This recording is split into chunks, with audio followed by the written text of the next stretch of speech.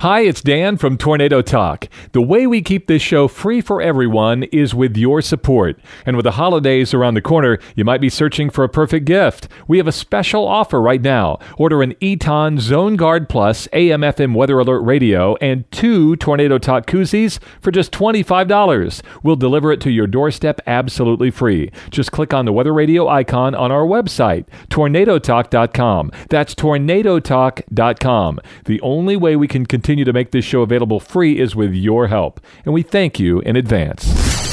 This is Tornado Talk, a podcast about one of nature's most fascinating phenomenon. Share your tornado story with us by email, Jen and Dan at tornadotalk.com. That's Jen and Dan at tornadotalk.com.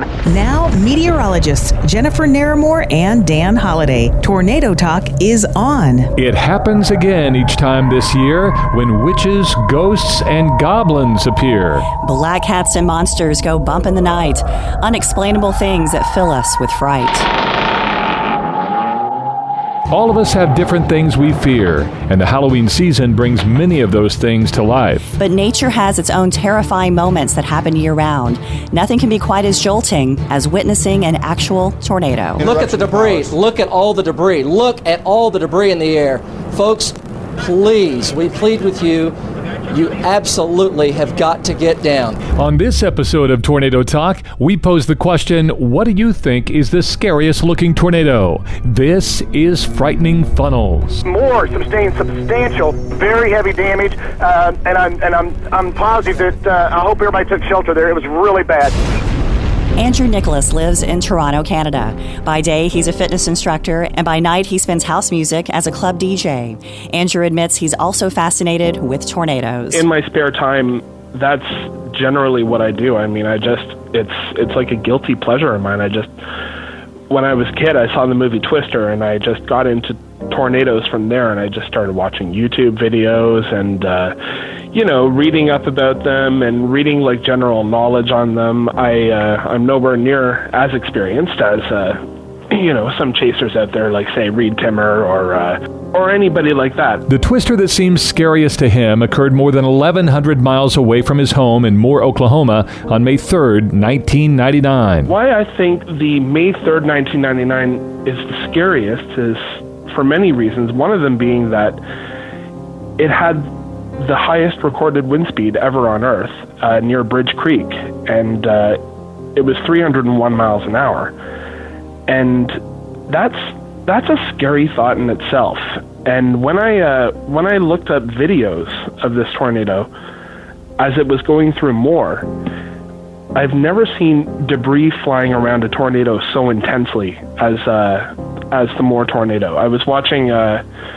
When you see the tornado crossing I-35... Anybody caught in this thing is going to be injured. They need to get off now if they're listening to the radio and find a safe place. They got emergency crews running everywhere down the road here, Mike. We're coming up just west of Westheimer here, about 4 miles, tracking northeastbound with this tornado. There is the tornado on the ground. You're at South 89th Street and I-35. That's just to the south of Crossroads Mall. You're looking toward the southwest from Crossroads Mall. Large explosion. And there's... Large explosion. Look at explosion.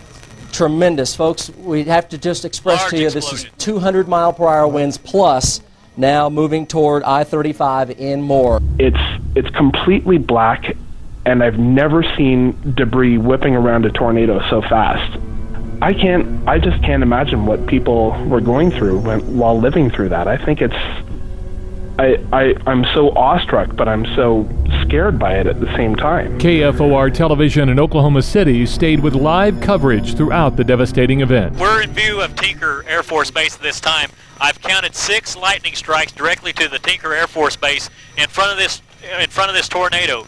I mean, Tinker's just getting pelted with lightning strikes. It's unbelievable. The Moore is totally without power. I mean, it's black, Mike. There's just a few scattered lights on. Moore is totally without power. But right now, the main concern is Tinker Air Force Base. This thing is tracking right for it, Mike. Watching that news coverage is another reason that just makes it so scary, because you can hear everybody telling people to get below ground, that they're really, truly terrified for the people of Moore. I think that's what makes the tornado so scary to me is the news station's concern for the people of Moore, and the way you could hear the panic in their voices, and just seeing that tornado like moving faster than, like, it was moving debris faster through the air than any other tornado I've seen. You know, to me it's like right up there with like Pampa, Texas, June 8th, 1995, where you could really see a clear debris field in the tornado, and it just makes it look terrifying to me. Tyler Hudson of Lubbock, Texas tells us about a unique event that occurred on May 27th, 1997, Jarrell, Texas. To Tyler, it was the scariest tornado ever. We got everybody to the back of the bathrooms in the store, and as we got back there, that's when it hit and blew all the windows out. And we could hear it going over top of the roof, and then we could hear it pass over. Shortly before 3:45 in the afternoon on that late May day, a violent tornado tore into Jarrell, Texas, killing 27. The twister was rated an F5 on the Fujita scale. The tornado blew homes completely off their foundation and swept away the remains. Asphalt was scoured from roads, and vehicles were bounced for up to a half mile from parking places. Doug Crisp tells us that some of his neighbors and friends lost their lives and property in Emporia, Kansas on June 8, 1974. Some say it was the scariest looking tornado they remember. The storm ripped through the northwest side of Emporia, killing 6 and injuring 200. At one point, the twister was a half mile wide and was on the ground for 38 miles across 3 counties. Chad Omid of the National Weather Service in Topeka told KVOE Radio how the storm evolved. We looked at that date, and we saw an awful lot of activity down in Oklahoma, but that seemed to be along and just ahead of a dry line. And in fact, in looking up further north across Kansas, it really did appear like we had storms that moved along the vicinity of a warm front, as we call it, where we had that low-level wind shear, which helped those storms start to attain rotation in the lowest few thousand feet and produce the tornadoes that they did that day. Ironically, the Emporia, Kansas twister of 1974 occurred on the same day, June 8th, just 8 years after the deadly Topeka, Kansas tornado. On June 16, 2014, Randy Dean Hicks with Outlaw Chasers sought out a severe weather setup in Nebraska. Randy says of all the tornadoes he's tracked, this ranks as the scariest. Pilger, Nebraska. Oh, wow, this is coming our way, Randy. I know it is. Well, Pilger was something you don't see every day. It was coming right at us, too. That was what made it a little more interesting. I mean, we put video probes in tornadoes and have been doing that since 2004 in Conway Springs when we done it the first time. And that was our main objective on any good truncated tornado. We try to get in front of it and put a video probe inside of it and film what's going on. And that particular day, when the tornadic storm formed, we had cut down into a dirt road and was in a position to deploy. But usually you can have a tornado crossing in front of you and you can deploy. But this one was just coming diagonally straight at us. So after we deployed, we didn't really have a lot of places to go. So we just had to keep backing up until it finally jumped the road in front of us. A supercell thunderstorm moved across portions of Nebraska on a Monday afternoon. In all, it produced 5 tornadoes. Well, I mean, it got real powerful real quick. When we first deployed our video probe in it, and it sideswiped it, I mean, it was just in the formative stage. It had multiple vortexes, and it was kind of dancing and twirling, and by the time it crossed the row of trees about 70 yards in front of us and then went in behind the trees and came out the other side, it was already a very powerful truncated tornado. Then, of course, it turned into twins. It developed a new tornado just off to our right, which they often do. That's why storms like that will educate you if you don't know what you're doing. Anytime you get a really strong, powerful tornado and you're within a close proximity of it, and, in that, what they call the SUG zone or the danger zone, it always heightens everything. And just, that it went right into town and seeing what it did to the town in just a matter of mere seconds, that's always something that's not easy to deal with, I've seen it before at Joplin and Greensburg both. I was at both of those places. It's something you never get used to, but it's just part of chasing. I mean, it's not all fun and games. Some of the most frightening things happen in the night. We can't see what's coming, and that's what happened on June 8th, 1984 in Barneveld, Wisconsin. 42 Iowa County, 1033, we need 1052s. All you can get. Barneveld, village of Barneveld is requesting all the assistance they can get. Tornado has touched down, requesting all the assistance they can get. Matt Sellers of Pueblo, Colorado, has read up on and believes this could be one of the scariest tornadoes ever. Just after midnight, a series of twisters swarmed southern Wisconsin. Just before 1 a.m., the town of Barneveld was hit. 90% of the community wiped out. 93 homes were destroyed. 64 others were damaged. It was rated an F5. Roger Edwards at the Storm Prediction Center says the scariest and most influential tornado to him might have led him into the forecasting role he has today. Anyone in the sound of my voice, there is a tornado on the ground near the Psych Center area in Wichita Falls. Please take cover.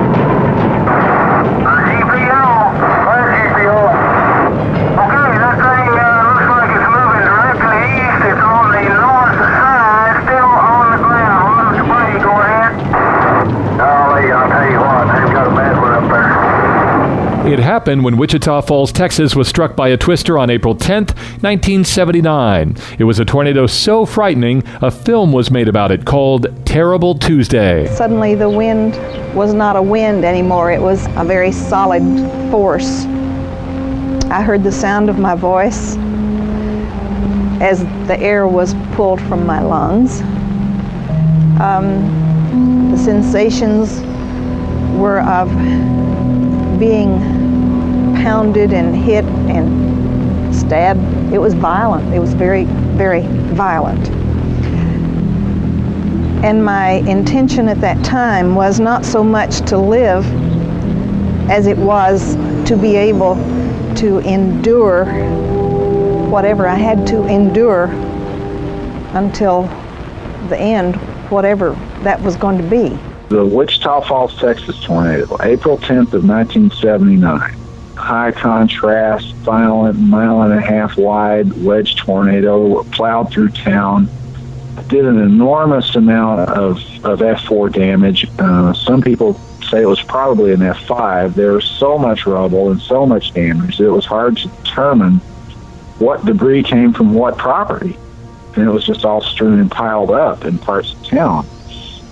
Unfortunately, that tornado did kill over 40 people, and it crossed US 287 and threw cars off the road, some of whom had left homes that were not hit in order to escape the tornado, tragically enough.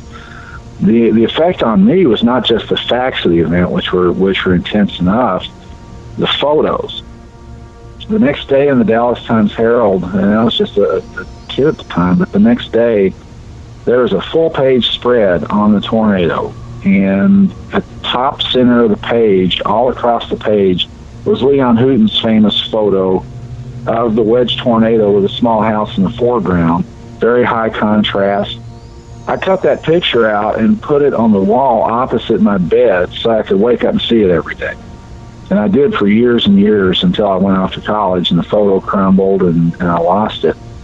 But that spawned a desire, an intense desire, to learn to forecast tornadoes and to try to prevent that kind of tragedy and help people to prepare for tornadoes.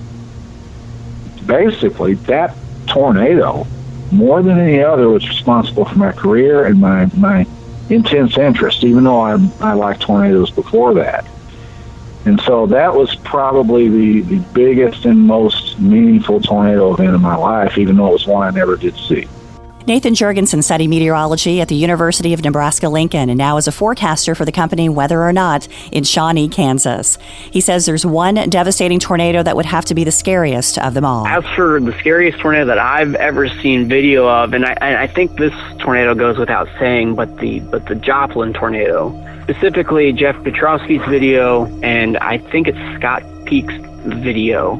Outside watching the tornado form, at first, you see the circulation on the ground and it's power flashes, and so there's definitely circulation on the ground. And I don't know if they're fumbling with the camera or not, but the view all of a sudden drops down to the ground right in front of them. So you lose sight of the tornado, and in the matter of, I'd say, 3 to 4 seconds that it takes for them to recover, they zoom back up to view the tornado, and it's all of a sudden just this large stovepipe becoming wedge tornado, and it's just incredible how it essentially goes 0 to 60 mile per hour in a matter of a couple seconds there. And to me, it's just kind of a testament of how strong that tornado was that day. And then you get to Jeff Petrowski's video, and he's coming into town and he's telling people that, you know, there's this tornado approaching and that they need to seek shelter. Hey guys,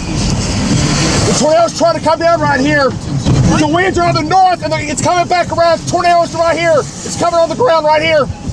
Hey, get the sirens going, I'm telling you. And then his video of the damage as it's occurring. Ma'am, this is a Jeff Petrowski storm chaser. I have a large destructive tornado and on the southwest side of Joplin. Notified, large tornado on the ground doing massive damage. F5, it's an F5 going through the city. F5, Captain. Oh my God.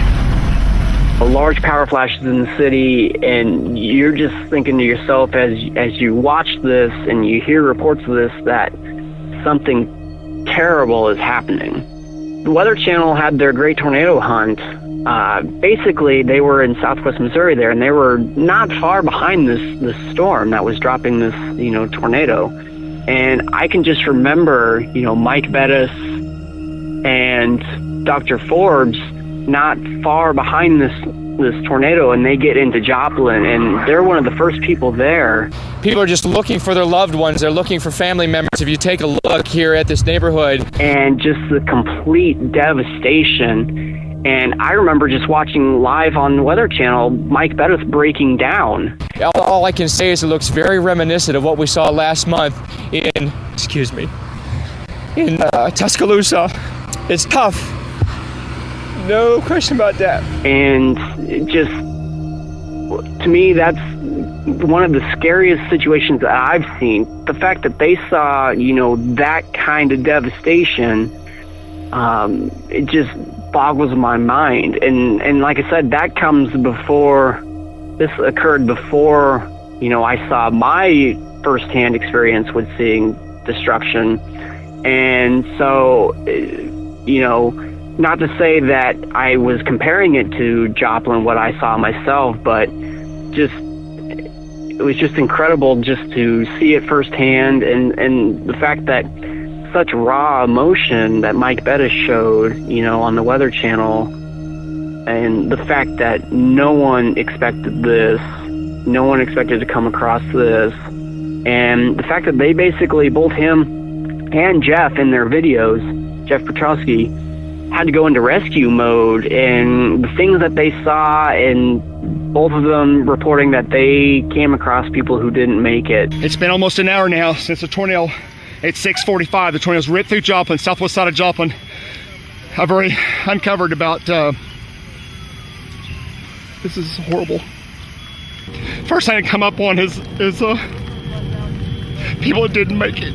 And that's just heartbreaking. That's just, it's one of those things where, you know, as a chaser, that's probably your biggest fear, is if you come across something that you can't unsee and that there's just not a whole lot that you can do for them. And at that point, both of those chasers had just kind of one of those things that makes you a little bit of apprehensive about any kind of chase, especially even what looks to be a potentially big day. You know, it makes you a little hesitant to want to go out and chase because you're fearful that you'll see something like that. But I guess the adrenaline that comes with any kind of chase and is the motivating factor to go out there, and you just pray that you don't see something like that. So, personal experience, scariest tornado I've ever seen, definitely would be Sloan, Iowa. It's actually the Modale, Iowa tornado, October 4th, 2013.